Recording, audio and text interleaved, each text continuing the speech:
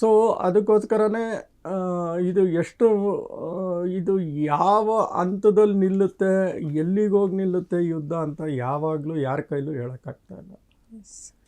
Sir, ಈಗ ನಾವೆಲ್ಲ ನೋಡ್ತಿದ್ವಿ, ಹೇಳೋದನ್ನು ಕೇಳ್ತಾ ಇದ್ವಿ, ಇರಾನ್ ಈ ಯುದ್ಧ ವಿಚಾರದಲ್ಲಿ ಸ್ವಲ್ಪ ಅಷ್ಟೊಂದು ಮುಂದಿಲ್ಲ ಅನ್ನುವಂಥದ್ದನ್ನು ನಾವು ಕೇಳ್ತಾ ಇದ್ವಿ. ಯಾಕಂತಂದರೆ ಅಷ್ಟೊಂದು ತಂತ್ರಜ್ಞಾನಗಳು ಅವರಲ್ಲಿ ಇಲ್ಲ ಅನ್ನುವಂಥದ್ದನ್ನು ಕೇಳ್ತಿದ್ವಿ.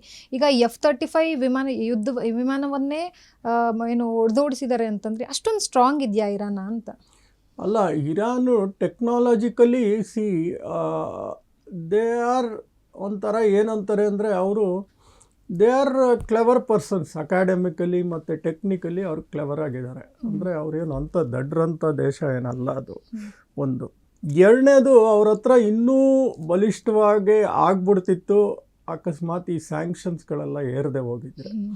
ಈ ಸ್ಯಾಂಕ್ಷನ್ಸ್ ಏರಿರೋದ್ರಿಂದನೇ ಅವ್ರಿಗೆ ಯಾವುದೇ ವಿಧವಾದ ಏರ್ ಫೋರ್ಸ್ ಇಲ್ಲ, ಏನೂ ಇಲ್ಲ. ಆದರೂ ಇವರು ಒಳಗೇನೆ ಇಷ್ಟು ದೊಡ್ಡ ಬ್ಯಾಲಿಸ್ಟಿಕ್ ಮಿಸೈಲ್ ಸಿಟಿ ಮಾಡ್ಕೊಂಡಿದ್ದಾರೆ ಅಂದರೆ, ಸೊ ಅವರ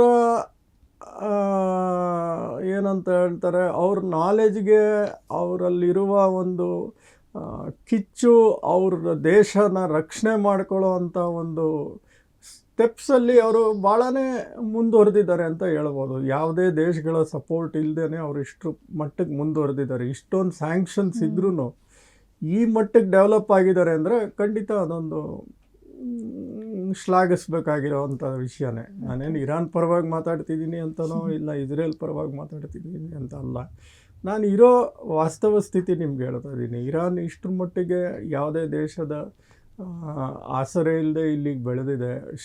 ಶಾಯದ್ ಅಂತ ಡ್ರೋನ್ಸು ರಷ್ಯಾ ವಾರ್ನೇ ಒಂದು ಚೇಂಜ್ ಮಾಡಿಬಿಡ್ತು ನೋಡಿ. ಬರೀ 18 ಲಕ್ಷ ರೂಪಾಯಿ ಡ್ರೋನ್ಸಲ್ಲಿ ಇವರು ಅದನ್ನು ಒಂದು ಡ್ರೋನ್ ಹೊಡೆದ್ರೆ 2ರಿಂದ 3 ಮಿಸೈಲ್ ಹೊಡಿಬೇಕು ಅದನ್ನು ಸ್ಟಾಪ್ ಮಾಡೋಕ್ಕೆ. ಈಚ್ ಮಿಸೈಲ್ ಬಂದು 40 ಕೋಟಿ 30 ಕೋಟಿ ಆ ಥರ ಮಿಸೈಲು. 18 ಲಕ್ಷ ರೂಪಾಯಿ ಒಂದು ಡ್ರೋನ್ ಉರುಳ್ಸೋಕ್ಕೆ ಇವ್ರು ಹತ್ತತ್ರ 60 ಕೋಟಿ ಖರ್ಚು ಮಾಡ್ತಾ ಇದ್ದಾರೆ ಅಂದರೆ, ಸೊ ಇದು ಈ ಯಾವ ಮಟ್ಟಕ್ಕೆ ಇರಾನ್ ಫೈಟ್ ಮಾಡ್ತಿದೆ. ಇದರಲ್ಲಿ ಯಾರಿಗೆ ಶಕ್ತಿವಂತರು ಅಂತಲ್ಲ, ಅಮೇರಿಕಾ ಖಂಡಿತ ಶಕ್ತಿವಂತರೇ, ಇಸ್ರೇಲ್ ತುಂಬ ಶಕ್ತಿವಂತರೇ. ಇರಾನ್ ಕಂಪೇರ್ ಮಾಡಿದ್ರೆ ಇವರಿಬ್ಬರು ಶಕ್ತಿ ಭಾಳ ದೊಡ್ಡದು. ಬಟ್ ಇವ್ರು ಮಾಡ್ತಾ ಇರೋವಂಥದ್ದು ನೋಡಿ, ವಾರ್ ಆಫ್ ಅಟ್ರಿಷನ್ ಅಂತ ಕರೀತಾರೆ. ಅಂದರೆ ಈ ಶತ್ರುಗಳ ಹತ್ರ ಏನಿದೆಯೋ ಅದನ್ನು ಖಾಲಿ ಮಾಡಿಸೋದು ಅಷ್ಟೇ. ನೋಡಿ, 18 ಲಕ್ಷ ರೂಪಾಯಿ ಸಣ್ಣ ಡ್ರೋನ್ ಹೊಡೆಯೋದು, ಅವ್ರ ಹತ್ರ 60 ಕೋಟಿ ಮಿಸೈಲ್ ಖರ್ಚು ಮಾಡೋದು. ಸೊ ಇದು ಏನಾಗುತ್ತೆ ಅಂದರೆ, ಅವ್ರ ಹತ್ರನೂ ಮಿಸೈಲ್ಸ್ಗಳು ಜಾಸ್ತಿ ಏನಿಲ್ಲ, ಅವ್ರದ್ದು ಖಾಲಿ ಆಗ್ತಾ ಬರ್ತಾ ಇದೆ. ಅರ್ಥ ಆಯ್ತಾ? ಸೊ ಅವ್ರ ಥರ್ಡ್ ಮಿಸೈಲ್ಸ್ ಇರ್ಬೋದು, PAC-3 ಆಗಿರ್ಬೋದು, ಇಂಥ ಮಿಸೈಲ್ಸ್ಗಳೆಲ್ಲ ಅವರೆಲ್ಲ 500-600 ವರ್ಷಕ್ಕೆ ಮಾಡಿ ಇಟ್ಕೊಂಡಿದ್ದಂಥ ಮಿಸೈಲ್ಸ್ಗಳು. ಅವ್ರದ್ದು ಎಲ್ಲ ಅಷ್ಟೇ ಬೇಗ ಖಾಲಿ ಆಗ್ತಾ ಇದೆ. ಆದರೂ ಅವ್ರು ಹೇಗೋ ಸಪ್ಲೈ ಚೈನ್ನೆಲ್ಲ ರೆಡಿ ಮಾಡಿಕೊಂಡು ಏನೇನಾಗುತ್ತೋ ಅವರು ರೆಪ್ಲೆನಿಷ್ ಮಾಡ್ತಾ ಇದ್ದಾರೆ.